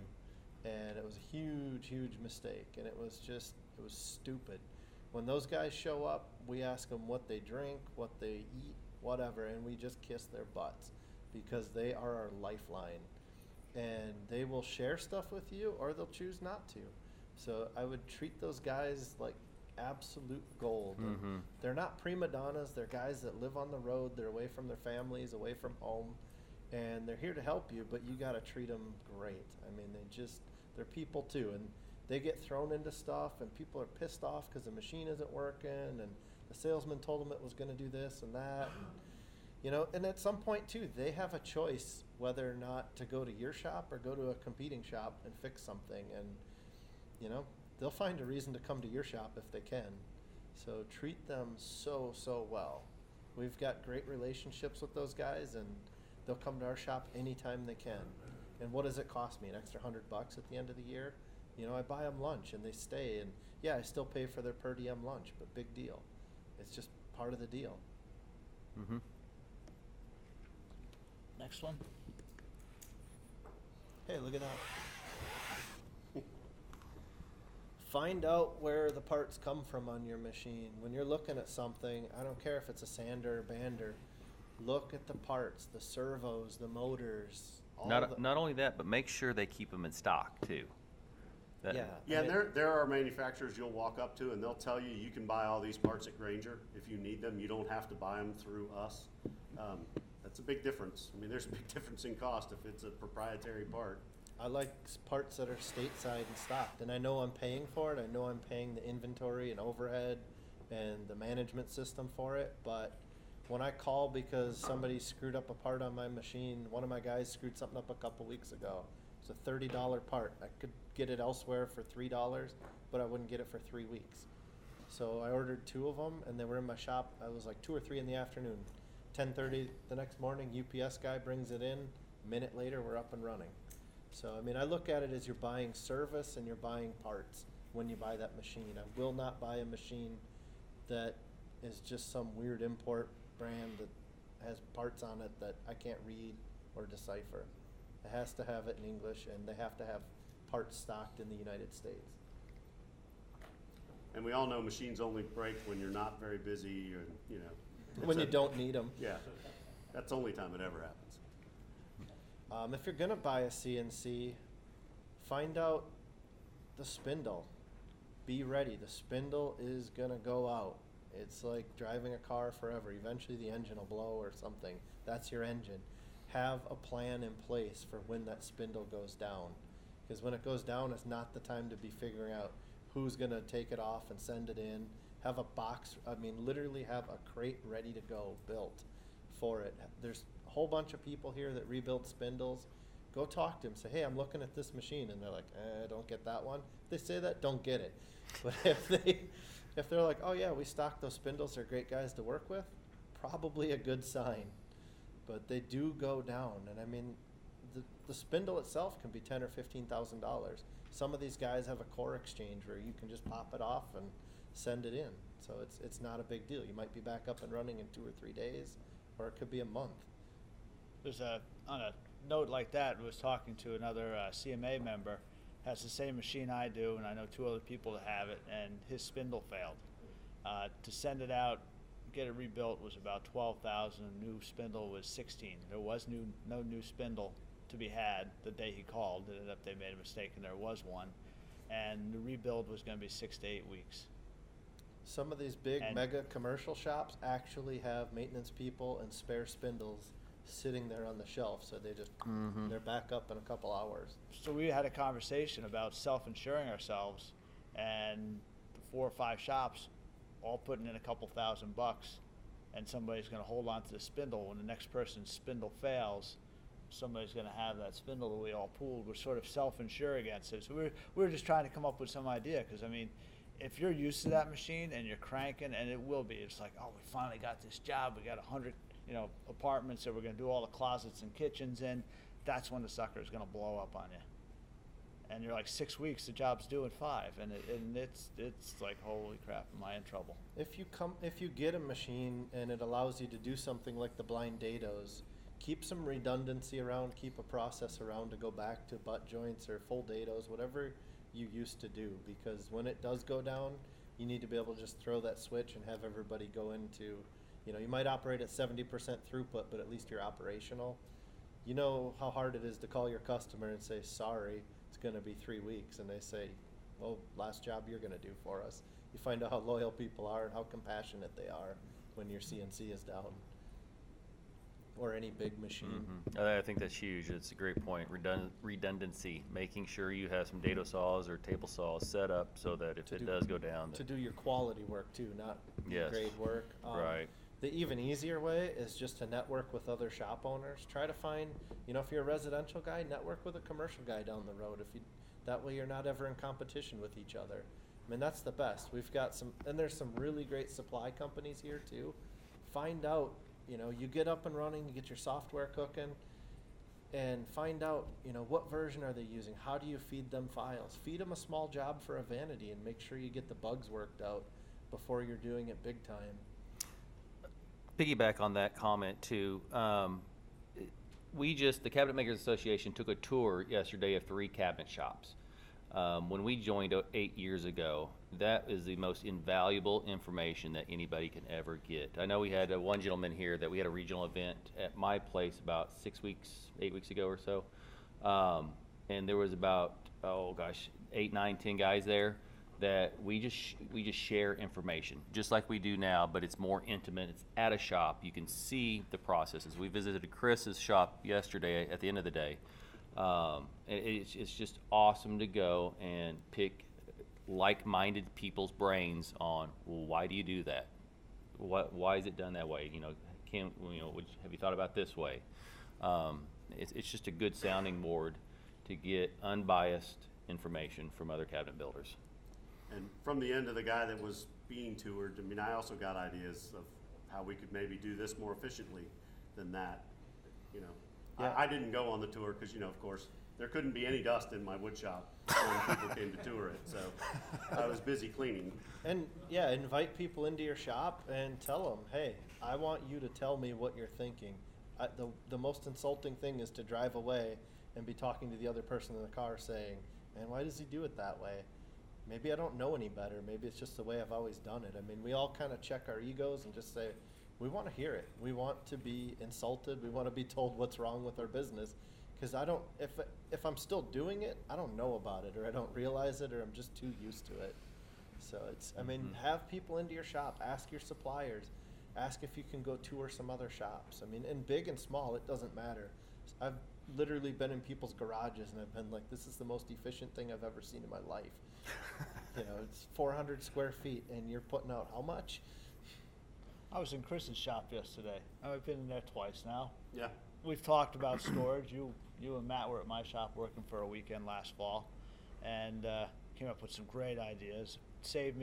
Actually increased my throughput by probably 2 sheets an hour, just with a couple quick ideas for them spending a weekend with me.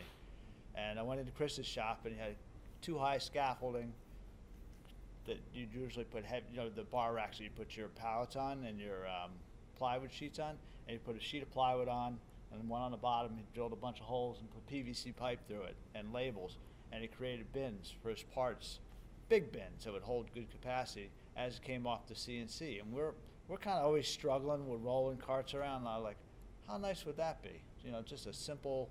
I need another one. And you know, just simple ideas like that, once you get used to it and how people handle their parts. I mean, the more time you can spend in a CNC or an automated shop, whatever your piece of equipment is that you're buying, it doesn't have to, we have talked a lot about CNC. Spend time in other people's shops. Most shop owners they have nothing to hide, will invite you in and answer questions, and certainly through the Cabinet Makers Association is a great resource. So that's, as part of your research, that's a must. I think that's the last one. We got about 17 minutes left. I'm sorry, one more. Okay. Well, That's the last one. The Yeah. one thing I wish I had done when we had gotten the CNC is not been like, oh, we're the CNC shop, get away. We're going to do it our way and it's going to be the best. I wish I would have just ordered packs of components from some of these component suppliers, because those guys are doing, you know, millions upon millions of dollars a year of just cut material, not even finished product, just cut palletized material. And I would have loved to have just bought some stuff and just said, you know, send me a vanity, send me some bases and some uppers. I want to put your stuff together. And that actually happened at one point. We got a job where it had some specs that we couldn't do before we had the doweling stuff. So we ordered a bunch of stuff from a component supplier and put it together in our shop. And we're like, this is brilliant. Why aren't we doing it this way? And it's one of those things. Yeah, it's the 2 sheets an hour. It's a 20% increase in throughput. It's ridiculous what you can see when you kind of get beyond your walls or bring in somebody else's material. Drop your ego. Yeah, it's just like, you know, I'm not the best guy. There's somebody out there better than me, and they're bigger and faster. And, you know, it's kind of like you play sports. You're the best guy on the team. You're never getting any better, but all the guys are coming up nipping at your heels. So you want to hang out with people that know the things you want to learn. And to that end, just all the new fasteners that take advantage of nested-based manufacturers. FastenLink, Lockdown, Hayfliss just come out with one. Everybody's coming out with these totally toolless, totally hidden fasteners, and some of the systems are incredible and time savers and just process oriented. You can still do your high-end luxury homes, but you know, develop systems that are easier to train to and easier to benchmark on how long it should take to put a cabinet together. So it creates more of a process-driven business model, and part of that comes to you through automation and accuracy. So I mean, it's certainly an awesome step to move towards whatever your next big machinery piece is going to be. There was a piece I missed in the financing that I just thought of too. I don't know if any of you use a credit line at all to buy materials or to float you through between jobs and whatnot. Don't use that for financing a machine. Use it for its intended purpose. Good point. It's a really, really easy trap to fall into, and I've watched some really good guys go down because it's like, well, I already have a bank loan, I'll use that. And they do it, and then they're tied up, and they can't make payroll 1 week, the guys walk, and then you can't get it out the door, and it's just dominoes. So get a loan, keep it separate. That was one of the topics that we discussed. Yeah, just keep it separate. It makes sense. It might not even be as favorable of an interest rate, but your banker doesn't want to find out either that you're using it other than its intended purpose. Because if you read the fine print on those, they can pretty much call them due at any time. So that's the nice part about using an actual loan that's to that machine, because they want to know about it. They want to see, they want to see your balance sheet. They want to see some skin in the game. And if you're willing to put some money down too, if you have to finance it, put the money down, you know, and they know you're serious. They know they're not going to get stuck with something. I mean, my banker he had to research this edge bander, and he's like, I don't get it. He's like, why are you going to spend that kind of money to, for a hot glue gun? I made a decision when I bought my machine to utilize my home for financing. I had an equity line at home. And the reason why I did that was they wanted like $1,600 something a month on a lease purchase. So I said, well, what if I have a few bad months and I can't, You can sleep on the CNC. It was easier some months, it happened to me a few months, because, businesses like this all the time. It was easier to just pay the interest that month instead of the whole $1,600. So I saved about $1,000 with the rest of it. I would advise against that. I keep my personal money. I treat myself when I take my money home and my house and all that. I'm just an employee. I You can't. have to treat it like a loan. You have to be committed to pay it off for 5 years or 4 years or whatever the term is. And that's what we did. But, We paid it off. I mean, I don't want to start an argument. I'm just saying, I mean, we had some tough times just as Matt did. I went 6 months without a paycheck. We went from 20-some employees to 1. And my wife and my dad and I all went without paychecks for a while. And our accountant said, close the doors because I don't think you're going to be able to pay me. And where would I have lived if I had lost my house and the machine? So you're pretty much any finance person's going to advise against it. Yes, you can do it. At one point, I took a cabin and used it to pay off my building loan because I was pissed at my bank because I thought the rates and terms were crappy. But I was close enough and I had enough tenants that it cash flowed. It didn't matter. It was more to prove a point. So, I mean, I'm guilty too, but I wouldn't advise it. Then 2010 came, there was no work. Yeah, it happens fast. I mean, I have that fear flying home, like I'm going to get off the plane and there's not going to be any work. I mean, I even had a scare at the beginning of the year. We lost a couple of really, really nice jobs that were sure things. I mean, we were literally heading out to measure one and they called and they're like, no, it's not happening now. And it's like, what's happening? So, I mean, I'd be conservative with the money, especially like Matt said, just, I don't know, I don't have a crystal ball, but it seems like every few years this kind of happens. Yep. Do Any we have other any questions? Yeah, any questions out there that you guys haven't asked? Or Do not be afraid to ask questions, because if you have the question, I guarantee you someone else in this room does. Go ahead. How did you decide on your programming with Cabinet Vision? I started out 15 years ago with e-cabinets. Mm-hmm. So now, I mean, all the time you got invested in where you're at with the program. Mm-hmm. Looking at a CNC, now you're stuck with thermwood. Mm-hmm. That's my biggest question, which way to go.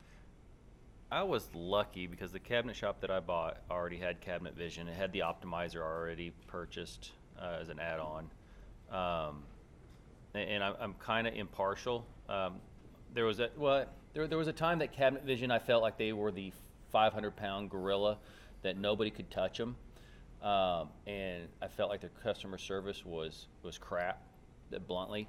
That was a couple years ago, but since then they've definitely turned it around. They got bought out by Hexagon, which is a huge company that I think they've put a huge emphasis on the customer service, customer support. So we actually looked at other CAD softwares.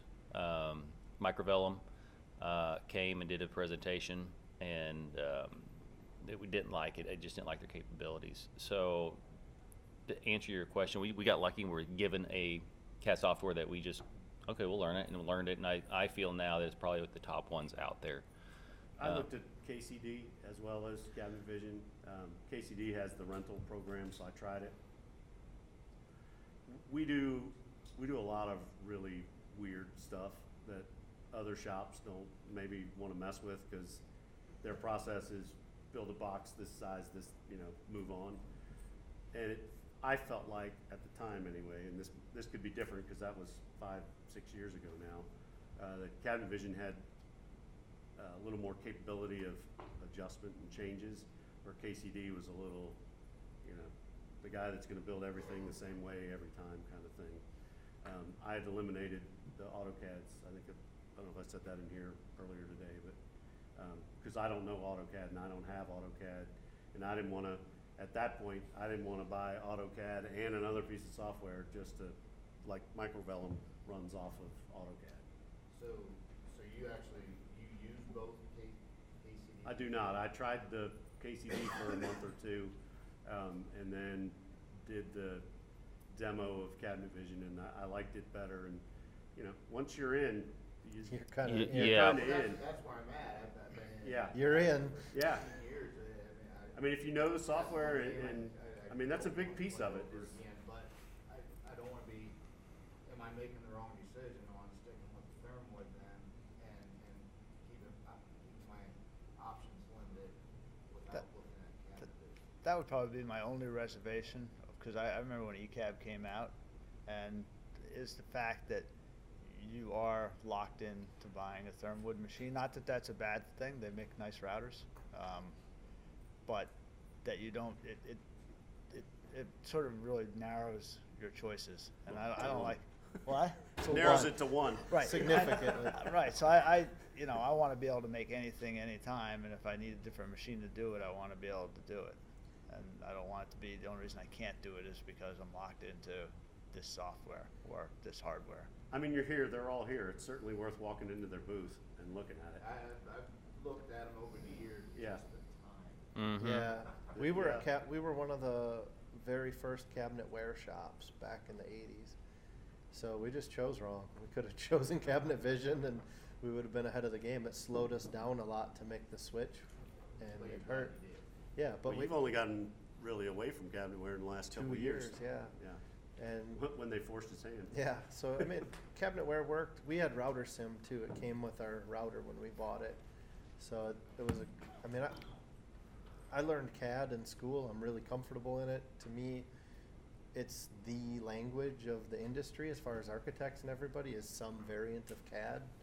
But I mean, I don't know. I'm considering microvellum. I like how powerful it is, but I think a lot of these other Mosaic, Cabinet Vision, KCD, really tough to beat on the function where they send all the parts to the shop and the lists and things. That's where they're really strong. But we're getting into more and more weird stuff where that's just not as important, or communication of information has really become our biggest obstacle. Is how do we create these complex drawings, send them out for approval to people that are really persnickety and particular, and you want to have these just booklets of information. It's an encyclopedia of every little thing. And I don't know if anybody's familiar with the Van Halen and the brown M&Ms. It feels like that. Like that was a contract thing they had in the 80s. Like they buried it in the contract, and if there were brown M&Ms in their backstage room, they would flip out because they realized you weren't reading their contract in great detail, and they thought it might be unsafe. So a lot of the people we work for are particular I've about the never heard shop that. drawings. They don't care about the cabinets. I mean, I hate to say it, guys, but we all make the same thing. I mean, we make boxes. We buy our wood from the same people that cut it down in the same forests. We buy our paints from the same people. We use the same Fandex and the same stains. So how are we different? We're all special, right? So it's like, where do you differentiate? I have started thinking I need to look at AutoCAD for the reason of shop drawings. I kind of feel like Cabinet Vision's CAD portion of it is maybe limiting. It's okay, maybe. I mean, Leland's much better with it than I am, but I feel like perhaps I should look at some other options just because of that. But We work with some high dollar architects, and there's some that are on our target list that basically just said, you know, we're not going to tell you what we expect out of the drawings, but we expect excellence. And the only way you're going to do it is to emulate what they do in their drawings and have all these little bubbles and call outs and details. But we actually have some jobs where we draw the job in CAD, and we put a CAD drawing in the shop, and then all our parts lists come out in Cabinet Vision, and it's not efficient, but it's on jobs where the margins are high enough that it justifies it. And that happens. I mean, there occasionally we'll get a job from, and I'll look at the drawing and I'll know the architect, and I said the only way this is flying is a AutoCAD drawing with a proper text and line weights, and you can do that in Cabinet Vision. I've seen some incredible back-end CAD drawings out of it, but there's just that AutoCAD quality of line drawings. And I'll spend $1,500 and send it to a guy I know that does AutoCAD.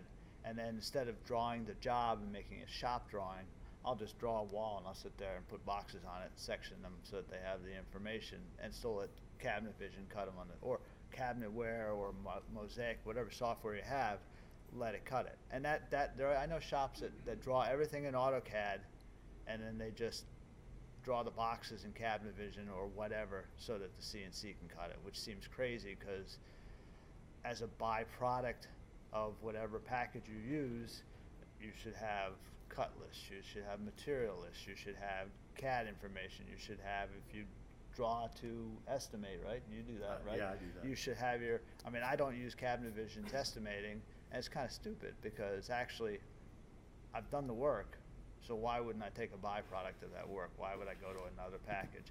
It happens to be that large residential or commercial jobs, I'm not going to draw them to get the price. Yeah, I can't afford to draw jobs to Closets get an we do. estimate. Closets, we draw every single closet because closets are a different way of drawing. It's parts rather than cabinets, and it is, I mean, you can draw a closet in 5 minutes. So those we will draw and then do an estimate. And I'm trying to get the estimating part of the program to match my software so that we don't have to take that two-step approach.